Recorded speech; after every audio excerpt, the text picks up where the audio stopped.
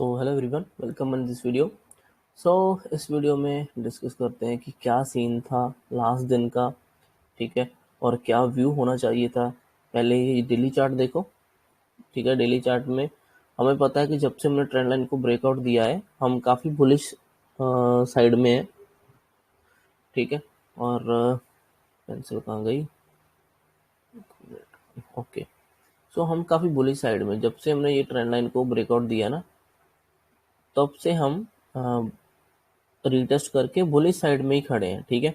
तो ये बिल्कुल हायर हाई बन रहे थे, यहाँ पे कहीं लोअर लो बना नहीं, तो हमें अप साइड व्यू रखना चाहिए था कुछ टाइम के हिसाब से, जिस तरह से भी लगता है तो अप साइड व्यू। अब देखो क्या सीन था लास्ट दिन जो हमने ट्रेड अभी फ्राइडे वाला देखा। देखो ये एरिया है, ठीक है ना। और इस दिन, एक मिनट मैं इसको थोड़ा ऐसे कर देता हूँ लाइनों को, हाँ। अब देखो ये एक दिन सेलिंग आ रही थी, इसमें शूटिंग स्टार काइंड ऑफ बनाया था, अगले दिन फिर शूटिंग स्टार काइंड ऑफ बना, ठीक है।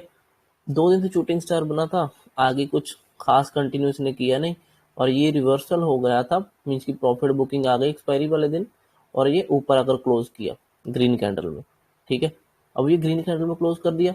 अब आप देखो ना कि ये 2 दिन के जो सेलर थे इसमें, ठीक है, उनमें से बहुत से लोग निकल गए क्योंकि मंथली एक्सपायरी था और ये रिवर्स हो गया और ऊपर की तरफ आकर क्लोज हो गया, ठीक है। अब इनमें से अगर नेक्स्ट मंथ वाले थोड़े बहुत अगर लोग बचे भी होंगे ना, तो उनको भी निकालेगा। देखो मार्केट का प्लान तो यही था कि इसके ऊपर क्लोज करे, ठीक है। क्योंकि देखो अगर कोई यहाँ पे मान लो सेलर खड़े, ठीक है, तो बायर हमेशा ट्राई करेंगे कि उनके ऊपर लेकर जाकर क्लोज किया जाए ताकि ये डर जाए और ये निकल जाए सभी, ताकि बायर के हाथ में पूरी मार्केट आ जाए, ठीक है। सेलर भी ऐसे ही करते हैं, अगर ये कोई रेड कैंडल बनी है, सॉरी ग्रीन कैंडल बनी है, तो सेलर इसके नीचे ले जाकर क्लोज करने की कोशिश करते हैं, ठीक है ना।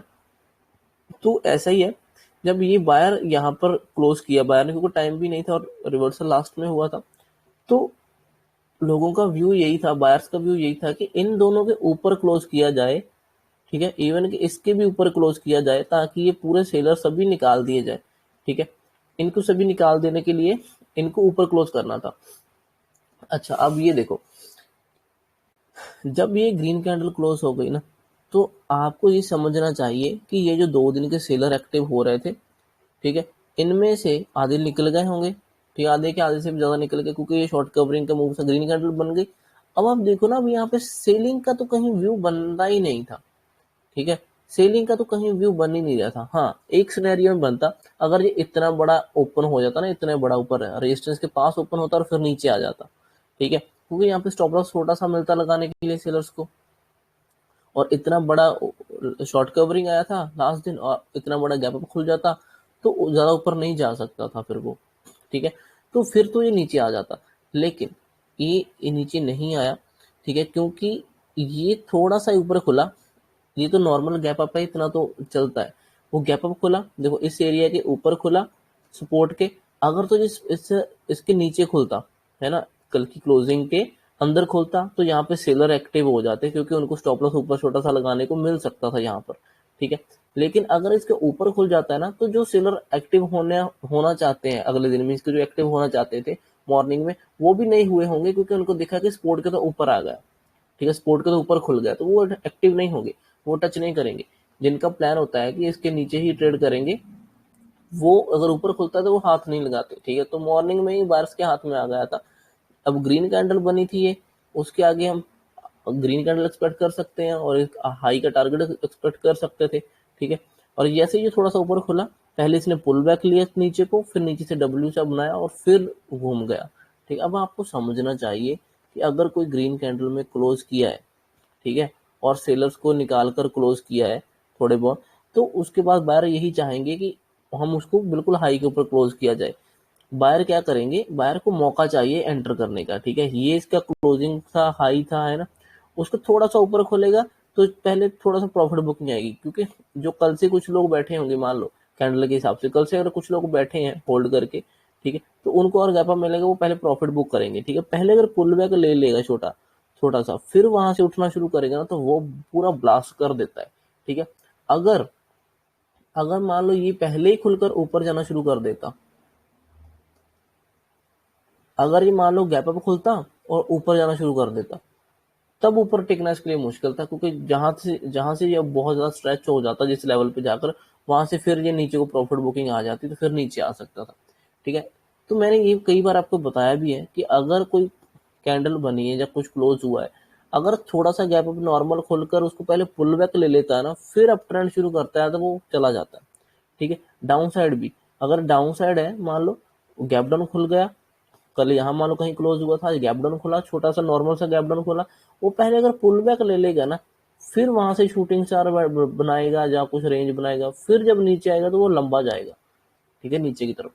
सो इसी तरह से ये ग्रीन कैंडल था।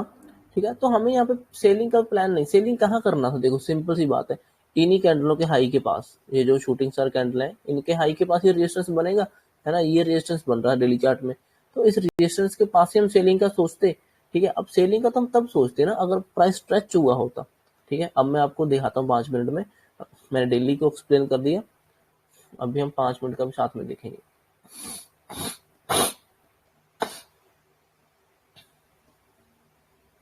ठीक है, और इसको भी साथ में। हाँ, अब देखो, ये यहाँ से गया था, होल्ड किया, वन वे गया, नो डाउट यहाँ पे आकर क्लोज हुआ। ठीक है, अब यहाँ से अगर तो ये गैप अप खुलता और ऊपर जाना शुरू कर देता ना, तो फिर ये टिकना इसके लिए मुश्किल था, फिर हो सकता शायद इसी रेजिस्टेंस से नीचे आ जाता पुल बैक लेने, फिर इस पुल बैक से ट्राई करता ये ऊपर जाने के, लेकिन फिर इतना दूर से ये ब्रेक नहीं कर सकता था दोबारा। ठीक है, क्योंकि टाइम भी कम हो जाता है इसके पास, आधा दिन निकल जाता, आधा दिन निकल जाता, और फिर इसके लिए मुश्किल था।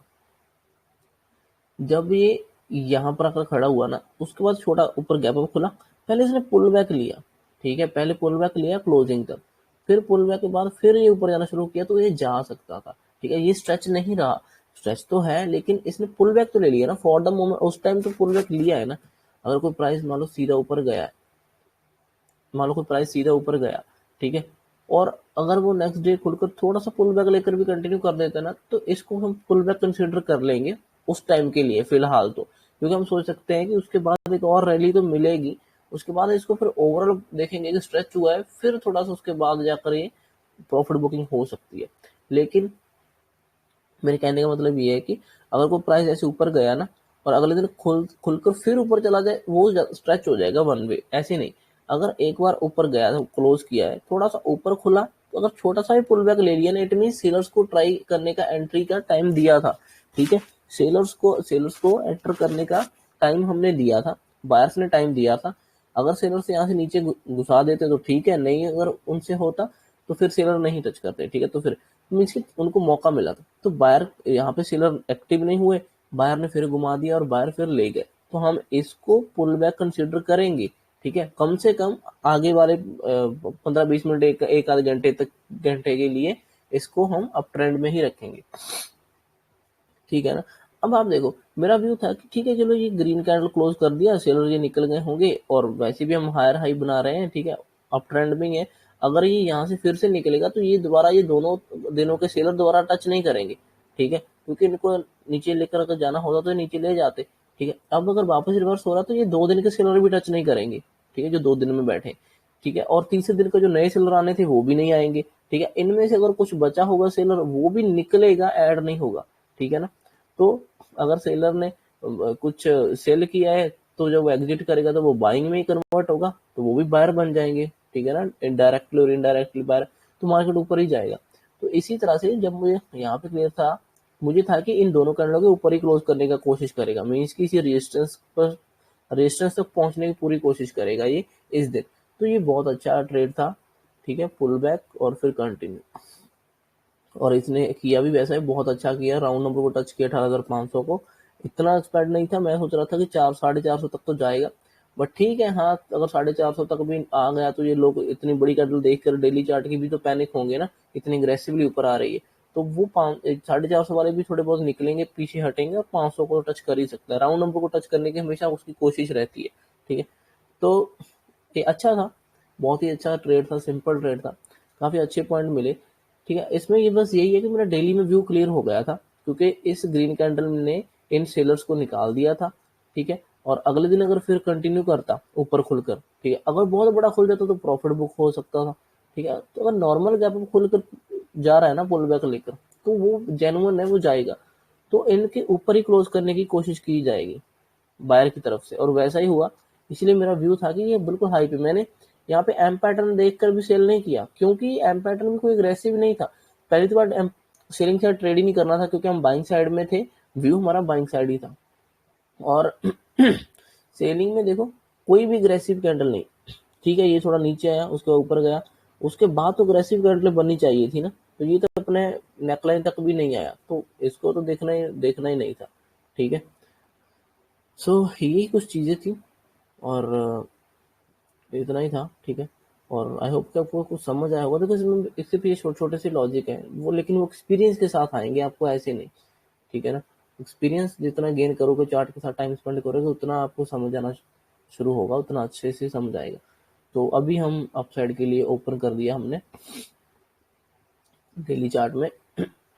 अभी स्ट्रेच है, नो डाउट प्राइस स्ट्रेच हो गया 5 मिनट में, बहुत स्ट्रेच है, काफी ऊपर गया। ऐसे ऊपर नहीं जाएगा, अभी ज्यादा दूर नहीं जाएगा। ये क्या करेगा, अभी ये हो सकता है कि यहाँ पे एक आध दिन होल्ड कैंडल बना दे, जहाँ छोटी सी कोई रेड कैंडल बना ले, छोटी सी प्रॉफिट बुकिंग वाली, ठीक है। तो कोई रिजेक्शन वाली कैंडल बना ले, ठीक है। ऐसा कुछ कुछ भी बन सकता है यहाँ पे भी, छोटा थोड़ा बहुत, क्योंकि इस लेवल का ब्रेकआउट हुआ है, और यहाँ पे होल्ड करके फिर कंटिन्यू करेगा, ठीक है। थोड़ा टाइम स्पेंड करके ऐसा कुछ करके करेगा, और नो डाउट ये यहाँ तक जाने की कोशिश पूरी करेगा। 19,000 पे जितना जल्दी हो सके जाने की कोशिश करेगा, क्योंकि बैंक निफ्टी काफी अग्रेसिवली रेजिस्टेंस पे खड़ा है, ठीक है। बैंक निफ्टी बहुत अच्छी जगह पे खड़ा है, देखो बिल्कुल ऑल टाइम हाई के पास। तो इसने भी क्या किया है, बैंक निफ्टी ने ये देखो बैंक निफ्टी भी, ये इसका भी अभी का रेजिस्टेंस है यहाँ कहीं, और ये जो होल्ड कर रहा था इस रेंज के अंदर, ठीक है। अभी ये फिर से हायर लेवल के पास क्लोज कर रहा है, अब एक आध दिन यहाँ पे होल्ड कर सकता है, फिर ब्रेकआउट दे देगा, ऐसा लग रहा है देखने में, ठीक है। और बस ठीक है, इतना ही है। सो अगर बजाज फाइनेंस का थोड़ा देखे तो देखो मैंने इसका भी बताया था कि ये एक रेंज में ट्रेड कर रहा है, ये इसकी एक रेंज है, कुछ दिनों से यहाँ पे होल्ड कर रहा है, ठीक है। बस इसको इस दोनों साइड की तरफ कहीं पे क्लोज करना था। मान लो ये रेंज है, ठीक है, थोड़े दिनों से होल्ड कर रही है, उसके बाद जिस साइड ये पास में क्लोज कर रही, ठीक है, ऊपर या नीचे, अगले दिन उस साइड खुला तो वो निकलेगा। जैसे इस दिन ग्रीन कैंडल क्लोज हुई थी, ठीक है, अच्छी खासी ऊपर ग्रीन कैंडल, और बिल्कुल ब्रेकआउट के पास में थी। अगले दिन इसको ज्यादा जोर नहीं लगाना पड़ा, सिंपल थोड़ा सा ऊपर खुलना था और भागना था, बस वही हुआ, सिंपल खुला और भागा, ठीक है ना कल। तो ये रेंज को इसने ब्रेकआउट दे दिया, इसका भी अप साइड खुल गया, अप साइड ओपन हो गया। अब इसके भी नेक्स्ट टारगेट्स प्लान कर सकते हैं। देखो इसने भी बहुत अच्छा किया है, नीचे से गया था, थोड़ा टाइम होल्ड किया था, अगले दिन ऊपर साइड में बिल्कुल खुला, देखो खुला और सीधा शुरू कर दिया मूव। अगर यहाँ पे कोई नहीं पकड़ पाया ना, तो आपको यहाँ पर ये पैटर्न पे ट्रेंड लाइन पे एंटर करना चाहिए था, क्योंकि आ, हमें पता है कि अगर ये ऊपर जाए, ब्रेकआउट दे दिया तो ऊपर तो जाएगा, ठीक है। तो जो भी पुल बैक में एंट्री मिलती है आपको लेनी चाहिए। यहाँ पर एंट्री करते तो यहाँ पे छोटा स्टॉप लॉस और ये टारगेट होता। अब यहाँ पे इतना बड़ा टारगेट नहीं रख सकते, ठीक है ना, क्योंकि ऑलरेडी यहाँ से चल रहा है। यहाँ से पकड़ा होता तो आप पूरा होल्ड कर सकते हो, नहीं तो आपको यहाँ से इतना ही लेना पड़ेगा, ठीक है। बट ठीक था इसमें भी, जब पता है कि मार्केट बुलिश है, सब कुछ बुलिश है, और इसने भी डेली चार्ट में ब्रेकआउट दिया बजाज फाइनेंस ने, आपको इसमें बाइंग ट्रेड ही प्लान करना चाहिए था, सेलिंग का ट्रेड प्लान नहीं करना चाहिए था, ठीक है। और ये देखो पुराना जो रेजिस्टेंस, ये जो हाई था, उसके ऊपर ही होल्ड कर रहा था।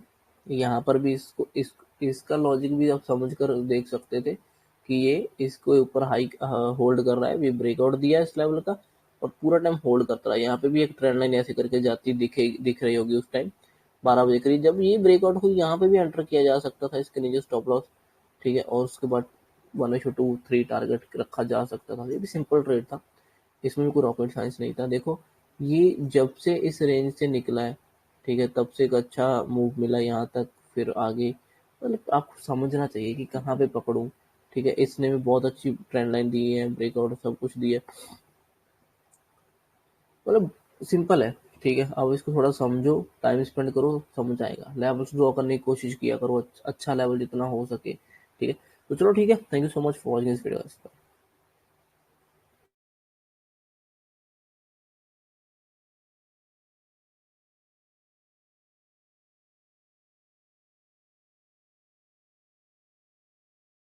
खानों नहीं लोड़